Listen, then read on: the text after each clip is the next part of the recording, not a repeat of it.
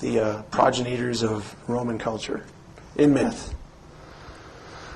Well, I thought it was interesting that if you looked at the crop circle when it was made in August 14th, 2002, that those same motifs, Sirius, which would be the dog star, Mars, and the sun, all showed up on the horizon exactly at the same time. In fact, the sun and Mars were in a cult. They were actually conjuncting, and all these three bodies were rising on the horizon exactly at the same time from the latitude of where this crop circle was made at the time it was made. You might think that these are two coins from Rome, the Capitolian wolf and Romulus and Remus, but they're not. They're separated by almost 1,000 years. This one is from Rome. This one is from Crete. You can see this one guy suckling from a wolf or a dog. But underneath you can see here the word Chidon, a corruption of the name Sidon. Kappa, iota, delta. Read that. Down here it says Roma. This is from Crete, and the reason it's from Crete is because there's actually a Cydonia on Crete. And right here at the base of Mount Lucia, which is actually the mountain of the wolf. So when Europa was abducted, all this symbolic understanding of how the heavens were measured and the earth were measured and how it's connected to the earth, all that was given here in this mystery religion. That's where we get the idea of gnosis, meaning knowledge. There's gnosis.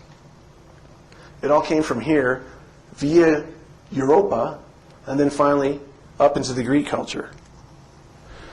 Now, in this heaven-earth matching system, this mirror of how heaven and earth are related, when you talk about the constellations anchored over that, this is from Crete's myth of Theseus dispatching the Minotaur. That looks an awful lot like Orion's placement next to Taurus. And that isn't without precedent because Taurus actually does exist in a 30-degree swath over this whole area, starting about Greece here, all over Crete, Cydonia, all the way out to this line. And that also explains why we have so much myth about Romulus and Remus, the twins, and the dog, because there's Rome right there, right on the edge. Rome is on the Tiber. The Tiber in Latin means the divider, and in fact, the Milky Way divides the zodiac in half. 6 on each side, right through there, right at their feet, and goes right up through there. And you have underneath Taurus, the Taurus Mountains in Turkey. I couldn't make this stuff up. It's just... And here you have Hathor, the cow-headed woman. You can also have Apis, the cow-headed man. It's just a version of Orion, this man, and Taurus, commemorating a position under heavens. Here's Virgo. And the point of this is to get the idea that she's usually depicted with wings. She's a heavenly symbol. She's got a branch in one hand and a sheaf of grain in the other. Here's another picture, same sort of configuration with wings. And look where Virgo lives. This is where she's oriented over the earth, in the heavens. Right over America. Perfectly. Right here. If you'd actually look at where the center part of that would be, and she's pointing to it. This is from a grimoire, illuminated, of course. Where she's pointing to her place on the earth. We commemorate this. This is the center of where Virgo would actually be if you looked at the 30-degree swath that she occupies on the earth. Here's our capital, right, wedged between Virginia and Maryland. These aren't names that are coming out of a hat. These are actually commemorating this. There are illuminated folks involved with the placement of this thing. His own font, the guy who put this thing together, has demonstrated this sacred geometry, if you want to call it that, through the complex of Washington, D.C. over and over and over again. And look at this. Where we have our most influence and power in our country, the most powerful country. A lot of people want to argue about ever. I don't think so, but at least now we're pretty powerful, having split the atom and all.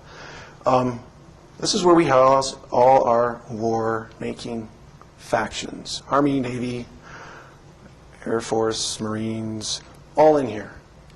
And then you look on Mars, the largest artificial structure on Mars, the symbol of the canine star, the Sidonian star, on the planet of the war god. How can you not see the connection? Continuing, it gets really in depth about how the ancients have actually commemorated how the heavens are placed over their countries. And here's Virgo over the earth, and there's Mexico, and this is Hydra, and Corvus pecking him. This is Mexico. You'd think that there'd be something there that would commemorate this idea, and you have it. It's their national symbol. Of course, they're using indigenous animals here. This is a hawk instead of a crow, and a rattlesnake, which is a reptile that is a lot more popular there. But if you actually look at some other things about Mexico, there's actually some very Martian things happening there too. It was said that the Aztec were told to move from an area up here down to this latitude, 19.47, by their war god, Huitzilopochtli. And he said to just set up camp here whenever you see that symbol of a snake in the talons of a hawk on a cactus.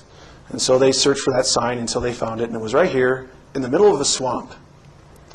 And so they set to build their new nice city in the middle of this mosquito-infested swamp, and it took a long time. But why? They called themselves the Chichimec, the sons of the dog. And so you're seeing these things repeated again, even across a whole ocean. You actually have this idea of the dog, Mars, measuring the earth, repeating the symbols. I think this is an incredible picture. This is a bilateral symmetry face. We have actually on this side a lion. It's kind of hard to see. I couldn't get a full-on frontal view. And this side's a human.